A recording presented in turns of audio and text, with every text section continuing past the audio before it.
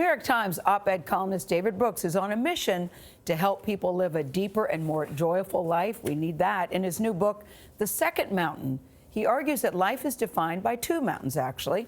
On the first mountain, people tackle personal goals, like becoming successful. And on the second, people learn to look beyond themselves and instead focus on service to others. Brooks says climbing this second mountain fills people's lives with wonder, gratitude, and hope. And he joins us at the table to discuss. Hello, David Brooks. Good to be with you. Good morning. It was a very interesting part in the book where you said you actually wrote this book because you wanted to kick your own butt.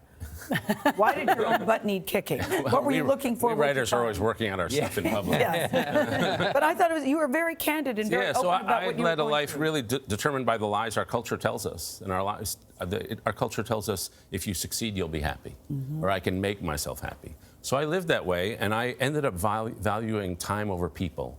So I was always busy. I was on the move, and so nobody confided in me. I had a lot of work friends, weekday friends. I had no weekend friends. And so my marriage ended. My kids left for school, go off to college. And I was living in this little apartment, and all I was doing was working. If you went to my drawers where there should have been forks and knives, there were Post-it notes. Yeah. Where there should have been plates, there was stationery. Yeah. I was just living for work. I was lonely. You have this pain in your stomach. This was around 2013. Yeah. And you just feel, I'm in the valley. I'm in the valley. And we're in a country, it was a crisis of disconnection for me. And a lot of people in this country are going through that. Yeah. There's a lot of loneliness, a lot of solitude. So I spent the next 5 years like, how do I get out of this? So how did it compare for your first and second mountain? Because you said first mountain is about ego, second mountain is about heart and soul. So the first mountain, I had a good first mountain. Yeah. I'm a New York Times columnist. I get to be on PBS. Yeah. And it was success. You would think from the outside it was a success. But it was not feeding my soul. It had turned me into something shallow. And so what I find, the people who are most joyous, they go through this process. They first reject the lies of our society, that success makes you happy, or I can make myself happy. If I just lose another 15 pounds, I'll be happy. Lie. Then they fall into themselves. They fall into their heart and soul. And they go down to the substrate, which is the deepest part of themselves. I have a friend who said, when my first daughter was born, I realized I loved her more than evolution required. I've always loved that because we have this element of care.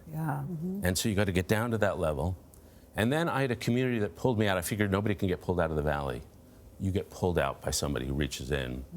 And I was invited over to a couple's house in D.C., and they had a kid who was in the D.C. public schools who had a friend whose mom had health issues and drug issues. And so they said, well, James can stay with us. And then James had a friend, and James had a friend. And when I went over to that house in 2013, there were 40 kids around the table, 15 sleeping in the basement. And so I reach out, I walk in, I want to shake the kid's hand, and the first kid I meet in the doorway named Ed says, we don't really shake hands here. We hug. We hug here.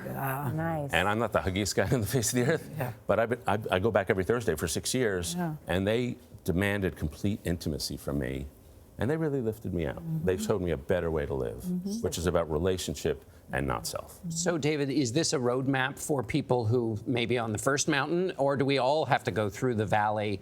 And also, what if some of us were born in the valley?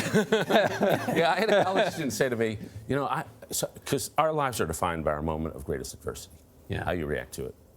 And I had a college student say, I haven't suffered that much. Maybe I should go out and suffer. I was like, don't worry, I'll find you. But I found in the moment of the valley, the first thing you learn is freedom sucks. To be unattached, that's bad. We're told freedom is so great.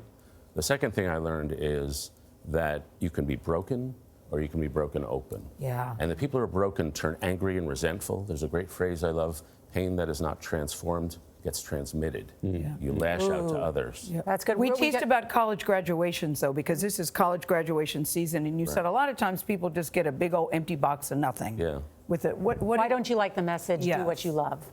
Because it's all about you.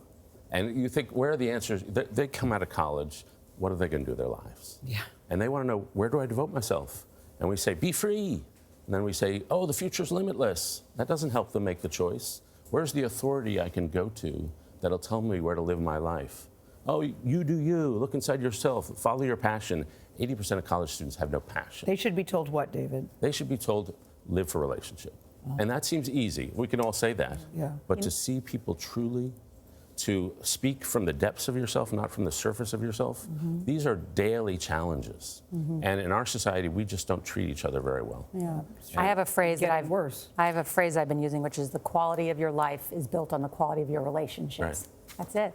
That's all of it. That's we know that, and yeah. we don't do it. I've been Thank you. around the country meeting people who are just great at relationships.